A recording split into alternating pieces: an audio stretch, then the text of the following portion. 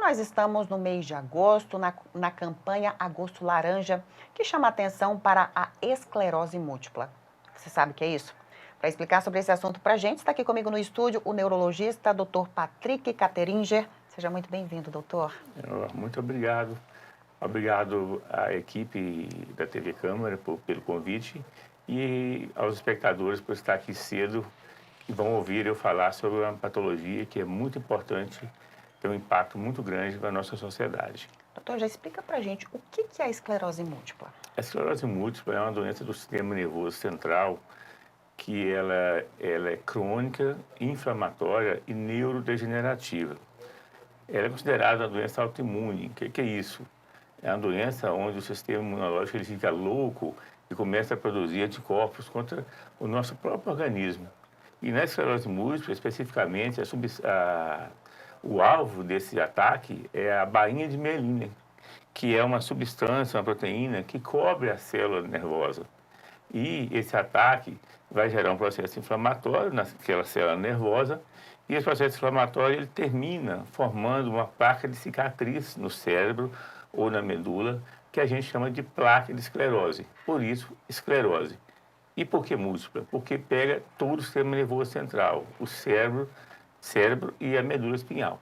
Doutor, então explica pra gente o que causa, então, a esclerose múltipla. É uma doença genética? Como é que funciona isso? Na verdade, nós não temos uma causa, nós temos, assim, teorias, né? Não é uma doença hereditária, né? Não passa de pai para filho, mas existe um componente genético, sim. Se você tem um parente próximo com a doença, a sua chance de vir a desenvolver é maior que a população geral. E vamos pensar que em casos extremos, aqueles gêmeos homozigóticos, que são aqueles gêmeos iguais, que a gente não consegue nem distinguir, por exemplo, se um daqueles gêmeos tem esclerose múltipla, a chance do outro ter é de 30%. Caramba. E pegando esse gancho aí, é muito importante a questão da exposição solar, tá?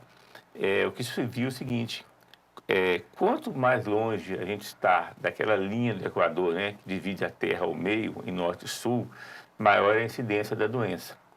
Então, nos trópicos, a doença é mais frequente. O Brasil, por exemplo, que é um país continental, né, a incidência, a prevalência varia muito.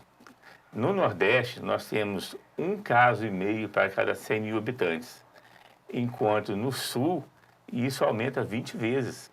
Nós temos 27 casos para cada 100 mil habitantes no Sul, Rio Grande do Sul, Santa Catarina, aquela região. Então, tem tudo a ver com a exposição solar. E, na verdade, a exposição solar é o quê? Quem toma mais sol tem mais vitamina D, e a vitamina D já se provou que é protetiva, né, para a esclerose múltipla e assim também como para outras doenças autoimunes. Então, a vitamina D é muito importante nesse caso. E também existem alguns fatores, algumas exposições virais que ainda não estão completamente provadas, o vírus de herpes tipo 6, o vírus de Epstein-Barr vírus. Então, assim, é uma coisa multifatorial, não tem uma coisa ou outra que determina a doença. Queria que você falasse um pouquinho sobre os sintomas. Eles começam a aparecer e vão aumentando no decorrer do tempo? Como é que funciona, doutor? Sim, essa doença ela é mais frequente dos 20 aos 40 anos, mais em mulheres, na proporção assim, de 2 mulheres para cada homem. E os sintomas mais frequentes da doença são os sintomas sensitivos. A pessoa ela pode sentir formigamento, queimação em alguma parte do corpo, ou ela pode perder a sensibilidade em alguma parte do corpo, né? Esses sintomas sensitivos ocorrem até 40% das pessoas. E apesar de são sintomas frequentes na esclerose múltipla, mas também na população em geral. Mas é diferente, porque na esclerose múltipla os sintomas eles duram dias, semanas, né? E a esclerose múltipla, ela tem como cartão de visita que a gente chama de surto. O que é o surto de esclerose múltipla? É um sintoma neurológico que ocorre de maneira súbita, durando mais que 24 horas e que pode regredir sozinho, né? Ou ficar algum grau de deficiência que vai definir as formas de esclerose múltipla, né? E mais frequente, então, são sintomas sensitivos, depois vem os sintomas visuais, é muito comum que a gente chama de neurite óptica, que é a inflamação do nervo óptico. O que o paciente ele percebe?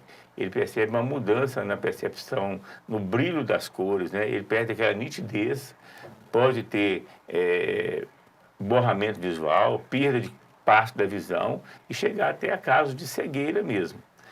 E, por último, como a doença ela não respeita nenhuma parte do sistema nervoso central, aí nós podemos ter dificuldade de fala, dificuldade para engolir, podemos ter coordenação motora, dificuldade para caminhar, perda de força na perna, nos braços. Então, assim, uma miríade de sintomas, perda do controle esfincteriano, não controlar o xixi, nem o cocô.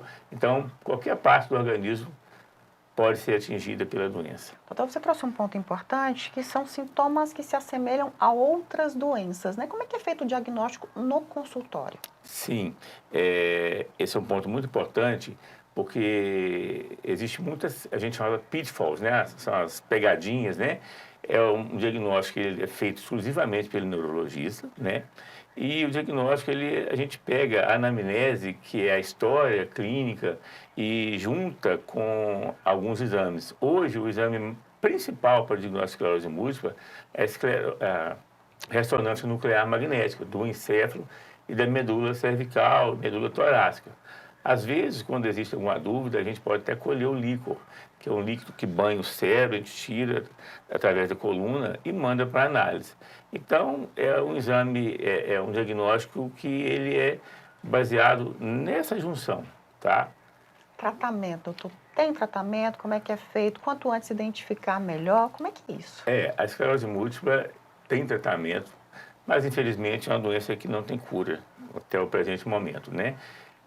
O tratamento, ele é baseado no tratamento medicamentoso e não medicamentoso, né? O tratamento não medicamentoso é muito importante porque ele traz um tratamento multifatorial, multiprofissional. Nós precisamos de fisioterapeutas, fonoaudiólogos, terapeuta ocupacional, psicólogo, né? Para ajudar a gente, profissionais habilitados, para ajudar a gente no tratamento desse indivíduo. E, no caso do tratamento medicamentoso, nós tivemos um salto exponencial nos últimos 30 anos. Passamos de praticamente 2 drogas com efeito modesto para mais de 20 drogas atualmente. São drogas altamente eficazes que podem praticamente interromper o processo da doença e, em alguns casos mesmo, parar completamente a doença, né? E isso faz muita diferença. Por quê? Quanto mais tempo a pessoa vive com a doença, mais lesão ela vai tendo no cérebro, na medula, mais comprometida ela vai ficando. E aqui vem a importância do diagnóstico precoce. Quanto mais cedo a gente fecha esse diagnóstico, mais cedo a gente vai cortar, né, o processo fisiopatológico que leva a essa doença. Como a gente está falando de uma doença neurológica, né, que tem algumas sequelas, queria que você falasse um pouquinho sobre a questão de qualidade de vida para quem tem essa doença. É possível viver normalmente, fazendo tratamento? Como é que funciona? Sim, a qualidade de vida, ele existe. Ela está muito relacionada ao grau, aos sintomas, né? As lesões que a pessoa já teve naquele momento que é feito o diagnóstico, né? Por isso o diagnóstico mais precoce. Mas, a partir do momento que a gente junta a experiência neurológica com o tratamento multiprofissional de fisioterapia, essa equipe toda, a gente consegue dar uma qualidade de vida para o paciente. É uma doença que ela progride muito rápido, caso não tratada, doutor? Como todas as patologias, cada caso é um caso. A gente não pode pegar e Muito falar que individualizado, né? temos que individualizar. Existem casos, infelizmente, que a gente chama de esclerose múltipla catastrófica ou de rápida evolução, e nós temos esclerose múltipla benigna. Mas a tendência é a gente tratar todo mundo e fazer controles seriados com ressonância para ver a eficácia desse tratamento e o controle da patologia em si. A gente está no agosto laranja, que é uma campanha de conscientização para essa doença. Eu queria que o senhor falasse um pouquinho sobre isso, sobre esse mês, sobre essa campanha e a importância de que as pessoas conheçam um pouquinho sobre essa doença. Sim, o Agosto Laranja é uma iniciativa que já ocorre há mais de 10 anos no Brasil. Ela começou em 2014, né? E os principais objetivos dessa campanha é alertar a população sobre essa doença, sobre o tratamento precoce, sobre o diagnóstico precoce, aumentando com isso a qualidade de vida dos indivíduos, né?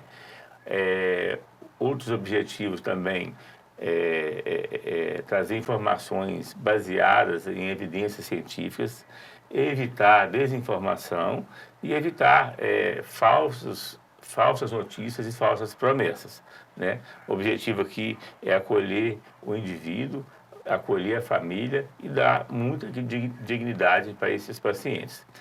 Tanto é que esse ano o lema da campanha é Progressão e Vida com Esclerose Múltipla.